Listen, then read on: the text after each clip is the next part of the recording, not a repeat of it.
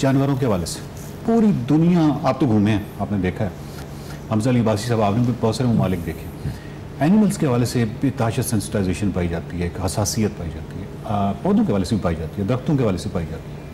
पाकिस्तान में 2 खित्तों के अलावा, यानी गिलगित बल्तिस्तान को चले निकाल लीजिए और थर को निकाल लीजिए, अदरवाइज़ किसी जगह पे भी ऐसी हसासियत नहीं पाई जाती। जंगली हयात को शदीद ख़तरा है और ये तमाम मसाइल हमारे सामने हैं। और जब भी किसी को कहा जाता है ना, मतलब ऐसे बंदे को जिसने परिंदों को मार के पूरी गाड़ी का जो आगे बोनट है वो सजा की तस्वीर लगाई हुई है सोशल मीडिया, किसी भी ऐसे फ़र्द को जब आप समझाने की कोशिश करते हैं तो उसके पास एक दलील होती है और वो ये होती है कि इस्लाम में हलाल। आप बताइए। जी देखिए, जो हमारा ख़ित्ता है जिसका नौहा आपने पढ़ा, ये गुज़िश्ता 200 साल कॉन्फ्लिक्ट का रीजन है। इस रीजन के अंदर हम लोग अपनी बका और सर्वाइवल की जंग लड़ रहे थे। आपके इल्म में मुसलमानों की 3 बड़ी सल्तनतें थीं, सफ़वी सल्तनत, मुग़लिया सल्तनत, उस्मानिया सल्तनत। 17वीं सदी में ज़वाल आना शुरू हुआ और 1920 तक हमारा दुनिया के स्टेज से ख़ात्मा हो गया। उसके बाद इन ममालिक के अंदर इस्तेमार था, उनको मुल्क से निकाल कर अपनी क़ुव्वतों की तख्लीक, अपनी शनाख्त की हिफाजत, इस सर्वाइवल मोड के अंदर जो बका की जंग थी उसमें इल्म, तालीम, तदब्बुर, तफक्कुर, इखलाकियात, ये सब हमारी तरजीहात से पीछे हट गए। हमारे यहाँ आप ही देखिए, आज भी जो लोगों के यहाँ कानून शिकनी का एक जज्बा नज़र आता है, इन महज़ब शहरों में पढ़े लिखे लोग, सिग्नल्स के ऊपर मैं पाकिस्तान में आके हैरान परेशान हो जाता हूँ। यानी अगर आप लाल बत्ती पर रुक जाते हैं तो लोग हॉर्न देते हैं कि भाई आप निकलें, इस पर क्यों रुके हुए हैं आप। तो ये जो एक दिन में नहीं होता, ये सदियों के तामुलात होते हैं। किसी कौम का जो फ़िक्री शाकला है वो उसकी इंटेलिजेंशिया और लीडरशिप के रवैयों से वजूद पजीर होता है। फिर इसमें एक बहुत अहम पहलू है गुर्बत का। गुर्बत हमेशा बदअखलाकी के साथ जुड़ी होती है। जब तक आपके माशी हालात दुरुस्त नहीं होते, उमूमी सतह पे माशरे के, माशरा कभी भी उससे आगे बढ़कर जो लोगों के हुकूक और तकाज़े उनको देखता ही नहीं। तो हमारे इस खित्ते के अंदर जिस दर्जे की गुर्बत रही, इस सब के पस मंज़र में अगर आप लोगों के रवैयों का जायज़ा लें और फिर उससे आगे बढ़कर जो मजहबी लोग हैं, जो दानिश्वर हैं, जो उलमा हैं, इंटेलेक्चुअल्स हैं, उनका तो नज़रिया ये होना चाहिए था कि लोगों को इखलाक की तालीम दें जो मज़हब लेकर आया है। उन्होंने किस चीज़ की तालीम दी? इनकलाब की, तखरीब की और मुल्कों के अंदर हुकूमत बनाने की। भाई हम हुकूमत, इक़ामत दीन और जिहाद और ये सब चीज़ें।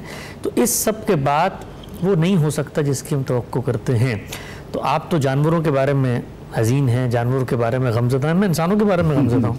यानी हमारे मुल्कों के अंदर आप ये देखिए कि हमारे यहाँ किसी शख्स की इज़्ज़त, उसकी तौक़ीर, उसकी हशमत, उसकी लियाक़त, इसका एहतराम, हमारे यहाँ जिस कदर बेहतरामी से आप निचले तबक़ात के साथ मामलात करते हैं। आप बड़े बड़े दानिश्वरों को मैंने देखा है, आप उनके घरों पे जाएं, जिस अंदाज़ और लबो लहजे से वो अपने मुलाजमीन से बात करते हैं, जानवरों से भी बदतर मामला उन्होंने रखा होता है। जिस जगह पर हमारा तसर्रुफ़ होता है वहाँ पर हम इंसानों को इंसान नहीं समझते। आप दफ्तरों में देखें, यूनिवर्सिटीज़ में देखें, आप बड़े बड़े कॉरपोरेशन और इदारों में देखें, तो इंसान कहता है कि इससे बेहतर मैं जानवर होता, कि इंसानों की हशमत और तौक़ीर चली गई है। इससे आगे बढ़कर हमारे यहाँ अदब और जिसको आप कहते हैं ना हिस्से जमालियात, इंसान का जो सबसे बड़ा ज़र्फ़ है जो अल्लाह ने उसको दिया, अखलाकी वजूद है, अक़ली वजूद है जिससे वो सही और गलत की तमीज़ करता है, हिस्से जमालियात है। हिस्से जमालियात का ख़ात्मा हुआ। मुझे एक ज़माने में एक सर्वे करने का मौका मिला अपने तौर पर, वो लोग जो शिद्दत पसंदी की तरफ माइल होते हैं, तो मैंने ये देखा कि उनमें से कोई एक आदमी भी ऐसा नहीं था इसको शायरी से मोहब्बत हो, जमालियात से, इसको अदब से मोहब्बत हो। तो जिस शख्स को फूल की पत्ती की मासूमियत मुतासर ना कर सके, उसे किसी इंसान का खून कैसे मुतासर करेगा। तो हमारे माशरे में ये जो आपको नज़र आता है, कानून शिकनी तो है ही है, लेकिन कानून की तरजीहात भी कब बनेंगी वो कि आप इस तरह से जानवरों का तहफ़्फ़ुज़ करें, उस वक़्त जब आपके माशरे में तालीम आम होगी, जब माशरा ठहरेगा। ये सब चीज़ें स्टेबिलिटी के साथ आती हैं। इस मुल्क में 2-3 दिन इस्तेहकाम के नहीं गुजरते। बिल्कुल, जब इस्तेहकाम के नहीं गुजरते तो आप मुझे बताएं कौन सोचेगा। एक सर्वाइवल मोड सा लगा हुआ है और उसके अंदर हम हैं। हमजा साहब, आप गिलगित बल्तिस्तान जाते रहते होंगे, देखिए कि पूरी रेस्ट ऑफ पाकिस्तान से कैसे डिफरेंट है कि मारफो जो है वो एंडेंजर्ड स्पीशीज़ है, लेकिन दुनिया में ये वाहिद जगह है गिलगित बल्तिस्तान और जहाँ पे एंडेंजर्ड उससे निकल आया। उसकी वजह यह है कि कम्युनिटी का किरदार उसमें बड़ा अहम था और कम्युनिटी ने भरपूर उसमें किरदार अदा किया। आप तसव्वुर नहीं कर सकते कि आप उस जीबी में किसी जगह पे कोई इस तरह का शिकार कर सकें। یہ باقی میں کیسے کوئی کاپی پیسٹ نہیں ہو سکتا باقی پاکستان میں ایسا ہی ہے؟ بہت ہی باشعور، بہت ہی زیادہ حساس، بہت ہی زیادہ ہر معاملے میں دیکھیں نا، جیسے صفائی سے لے کے زندگی کے بارے میں ان کی جو رائے ایک آؤٹ لک ہے، it's from the rest of Pakistan, وہ ایک جگہ لگتی نہیں ہے کہ وہ پاکستان کا حصہ. آپ صحیح کہہ رہے ہیں، وہاں کے لوگ بہت زیادہ تربیت ایسے لگتا ہے کہ ان کی ہوئی ہے. اور اس چھوٹا سا جملہ صرف ایڈ کرنے دیں، بچوں کے ساتھ میں یا کسی کے ساتھ ایز اے گائیڈ جاتا ہوں تو میں عمومی طور پہ ایک وہاں پہ سوشل ایکسپیریمنٹ اس کو کہہ لیں کہ میں ان کو کہتا ہوں کہ اچھا یار اب دیکھنا کہ لوکل ہنزائی یا لوکل نگر کا بندہ، میں ایک حرکت کرنے لگا ہوں، ایک بچہ کیا کرے گا. تو کوئی بھی کیڑا اگر چل رہا کیڑا اور آپ اٹھیں اور آپ کہیں گے ہو یہ کیڑا یہ ہے، آپ جوتی اتارے میں مارنے لگا ہوں، لوکل جی بی کا ہوگا تو وہ ایک دم آگے اس کو کہے نہیں نہیں نہیں یہ کچھ نہیں کہتا، یہ کچھ نہیں کہتا. یہ لوکل سینسٹائزیشن بچوں کے لیول پہ ہے. ایبسلیٹلی. اس کی دیکھیں، ایک تو میں مذہب کی بات بتاؤں کہ ہمارا مذہب ہی اکثر ہمارے لوگ جب ان معاملوں میں انسینسٹیو ہوتے ہیں تو وہ ایکسکیوز یہ آگے سے دیتے ہیں کہ دیکھیں اتنے بڑے بڑے مسئلے ہیں جی ملک، غربت ہے، ظلم ہے، آپ کو جانوروں کی اور درختوں کی پڑی ہوئی ہے. لیکن آپ دیکھیں آپ صلی اللہ علیہ وسلم نے کئی بار فرمایا، لیکن اس وقت کی آپ سوچیں جنگ و جدال بھی چل رہا ہے، ٹرائبل وارفیئرز بھی چل رہی ہیں، ایک مطلب تو پھر بھی چلیں کچھ قانون شانون ہے، اس وقت کچھ بھی نہیں ہوتا تھا.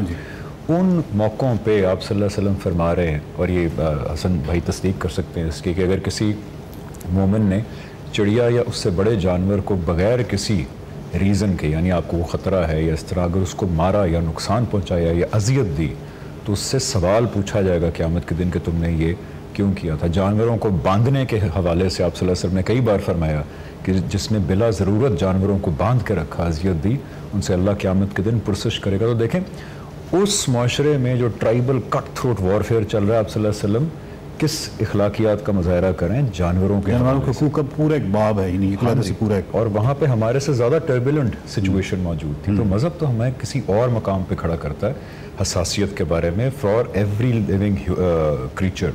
لیکن تربیت یہاں پہ بڑی امپورٹنٹ ہے. حسن بھائی نے بہت رائٹ لکھا، اور اس بات کو نا بڑا ایزی لیا جاتا ہے کیونکہ انڈیویجول تربیت کو بڑی سینسیشنل گفتگو نہیں ہوتی، ایک بڑی بورنگ گفتگو ہوتی ہے، اس لیے اس کو اہمیت نہیں دی جاتی. ہمارا as he rightly pointed out کہ ملکی کیریکٹر یہ بن چکا ہے پچھلے کو 30-40 سال سے شاید، کہ انفرادی تربیت اتنا میٹر نہیں کرتی، کوئی اوپر نظام ہے جو آئے گا اور سب کچھ ٹھیک ہو جائے گا، کوئی ایک لیڈر ہے جو آئے گا سب ٹھیک ہو جائے گا سارا. اور اسلام شاید یہ ٹیچ کرتا ہے، اس لیے سارا فوکس چلا گیا وہ کسی نظام کو لانے میں، اور انڈیویجول تربیت ہم نے پسے پش ڈال دی.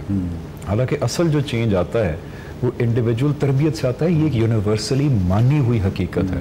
آپ صلی اللہ علیہ وسلم کے دور میں جیسے ہم معاشرے کو آئیڈیلائز کرتے ہیں، وہ کہ ایسے تو نہیں ہوا تھا کہ ایک نیچے سارے لوگ اخلاقی طور پہ جو ہے پستی میں تھے اور ایک نظام یا آپ صلی اللہ علیہ وسلم آئے اور سب ٹھیک ہو گیا. آپ صلی اللہ علیہ وسلم نے تربیت کی لوگوں کی. جب اچھے لوگ اس معاشرے میں زیادہ ہو گئے تو وہ خود ہی معاشرہ اچھا ہو گیا. گلگت بلتستان میں ابھی بھی میں نے نوٹس کیا، چاہے آپ ان کے سکولز میں، آپ نے تو دیکھا ہوگا، آپ میں رہے ہیں کافی، ان کے سکولز میں، ان کے گھروں میں تربیت وہاں بھی انڈیویجولز اور اشخاص کی تربیت ہوتی ہے. یہاں پہ انفارچونیٹلی ہمارا کریکٹر ہی بن گیا کہ انڈیویجول تربیت کو ہم نے لیٹ گو کر دیا، جس کا نتیجہ آج ہم اپنے سامنے دیکھ رہے ہیں. یقین جانیں اگر انڈیویجول تربیت پہ ہم نہ آئے، I think I speak for all of us, آپ کوئی بھی نظام لے آئیں کوئی فرق نہیں پڑے گا. حسن بھائی آخر پہ صرف یہ عرض کر دیجیے کہ یہ جو آپ دیکھتے ہیں کہ دو طرح سے، مطلب شکار کے حوالے سے دو چیزیں ہیں، ایک یہ ہے کہ آپ شوقیہ کرتے ہیں اور ایک یہ ہے کہ آپ کو بھوک ہے. اچھا یہ کچھ سائنس کی ترقی اور پچھلے 40-50 سالوں میں بھوک کافی حد تک کچھ ایڈریس بھی ہوئی ہے، پھلوں کی ایک فراوانی اور اناج کی، اور یہ چیزیں ہم دیکھ رہے ہیں. اس میں کوئی گنجائش نکلتی ہے شوق کی؟ جی بہت اچھا آپ کا سوال ہے. میں ایک صرف تبصرہ کروں، جی بی سے مجھے بھی بڑی محبت ہے اور میرے بچپن کے بہت سارے دوست جی بی کے ہیں. آپ کو جو ایک بہت بڑا وہاں پہ فرق نظر آتا ہے نا، اس کی وجہ ان کی فطرت سے قربت بھی ہے. وہ اقبال نے کہا نا کہ فطرت کے اصولوں کی کرتا ہے نگہبانی، یہ بندہ صحرائی یہ مرد کوہستانی. تو یہ کنکریٹ کے جنگلوں میں جب آپ انسان کو بند کر دیتے ہیں نا، جن کو فطرت سے کوئی لگاؤ نہیں ہوتا، تو ان کے ہاں یہ احساس بھی نہیں پیدا ہوتا. وہ قرۃ العین آپا کا شعر ہے، بمبئی میں وہ رہتی تھی تو انہوں نے لکھا ہے کہ اونچی عمارتوں سے مکہ میرا گھر گیا، کچھ لوگ میرے حصے کا سورج بھی کھا گئے. تو ہم جس جگہ پہ رہتے ہیں، آپ دیکھیں ہمارے یہاں کبھی کسی بچے کو ہم نے کہا ہو یار تم یہ پودا اگاؤ، اس کی خوبصورتی یہ بڑھے گا، پھر اس کی حفاظت کرو، تو ہمارے کریچر کی کوئی حفاظت کا جذبہ ہی نہیں ہے. آپ نے سوال پوچھا ہے، شکار کھیلنا ممنوع ہے، شکار کرنا جائز ہے. اچھا بس بات ہی ختم ہو گئی.